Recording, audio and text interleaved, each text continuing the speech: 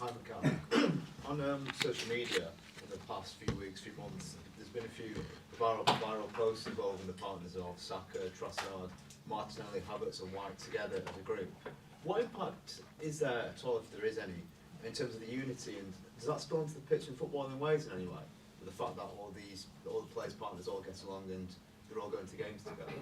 You mean about their personal relationships? Yeah. Yeah. Well, that's great to see, obviously, because it's needed. Because we have a lot of foreign players that obviously they have their families, their wives, their girlfriends around, and they need support, and they need to build those friendships and those close circles around them. And we have created that. Big credit to them and how much they have put into that, because it's really helpful for the team. So if they are happy, much better, because the players are going to be happy and more settled, and it gives you a much bigger sense of belonging somewhere when you really feel that you are part of something.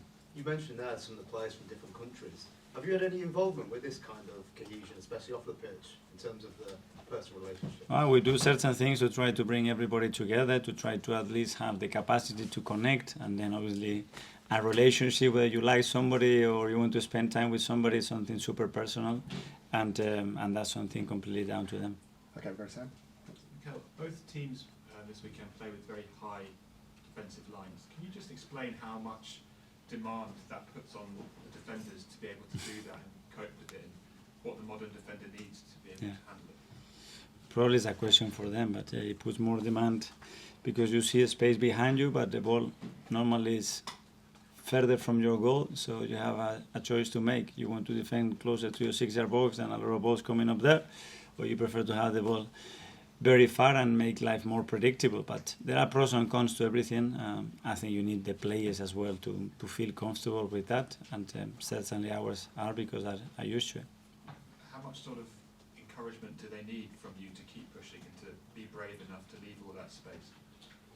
Well, there is a limit, no, because there is an offside line there that you have to respect. But they know that they know where we want to play. We know that where that ball, we want that ball as much as possible and as frequent as possible. And I think they are comfortable with that. Jordan? Mikel, you would have known about this derby before you got to Arsenal as a player, but when you signed for them, being inside the club, feeling it, can you just explain what that was like in your first derby and the emotions it spurred up inside of you? Well, it's been a while ago, so I can't remember exactly the feelings, but yeah, you just touch history there, and it's a big one in this football club. There is a big one between the two clubs, and it's something that it makes a club bigger and better, that's for sure. It's needed in football, in elite sport. It's needed to have these other clubs, these other people, sometimes certain individuals that you have to confront and fight and prove that you are better than them to make yourself better. And I think it's really positive for everybody. And when you were at the club as a player, did you go to anyone and ask about the derby, or did Arsene Wenger talk to you about it, and did you go out on your own and learn about the history of it? Probably it's a bit of everything, and we had certain members of the staff that I remember that they were very keen with that and really passionate about it, and sometimes that's the most powerful thing, is about someone that is not a coach, to explain what it means for them and for our supporters, these kind of games. Hey, Tom?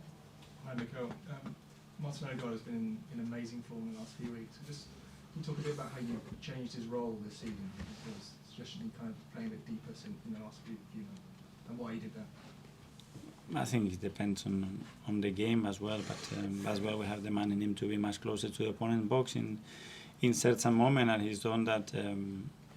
He keeps evolving, he keeps growing, he wants more. The impact that he's got in the team, obviously, it's huge, and he wants more, which is good to know.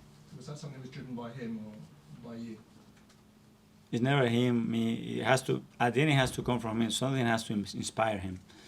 And we have to help him to, sometimes not to convince him, but to show him what he can do, what is the room for improvement, the things that he needs to maintain doing that are super good, and then he needs faith in the people around him as well to help him to develop. Is that one of the biggest things since he's arrived, the kind of making him believe in himself? Has that been a big part of his progress? Probably in various ways, because nobody questions his talent, and it's more about, okay, can you settle in somewhere and be one of the most important players, become a role model, become a captain. So there's a lot of steps there to make, and he's on that really fast. Okay, last couple now. Neil? Yeah, Hi. We've already talked about the 20th anniversary of the last Arsenal title. Have you had the chance to pick Arsene's brain and talk to him about winning the title and the pressures of the title running? I have spoken to him a few times about certain topics, about how they've won it and later stages. He used to talk about that as well when I was a player, so there's always there in the hard drive. Can you give some sort of insight of what you've taken from him, the man who's won 3 titles for Arsenal, especially this time of the season? For this time, at the end, it's about finding a way to win the game.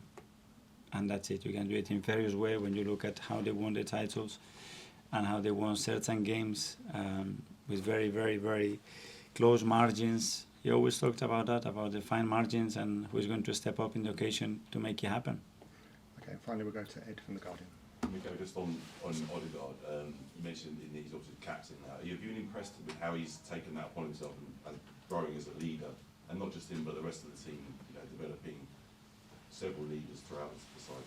Yeah, exactly what you mentioned. It's not only about him, because he needs to have that role, but that role has to be given as well with the blessing of a team, a group of players that as well believe in him, and they are capable and happy, for him to give him that space and that responsibility and give him support. And we were really lucky because we obviously had that with a few of them, and then because it's a team that individually you have unbelievable characters, and that makes life very, very easy for you as a captain.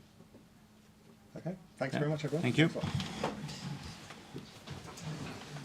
Good luck. Thank you very much. Cheers.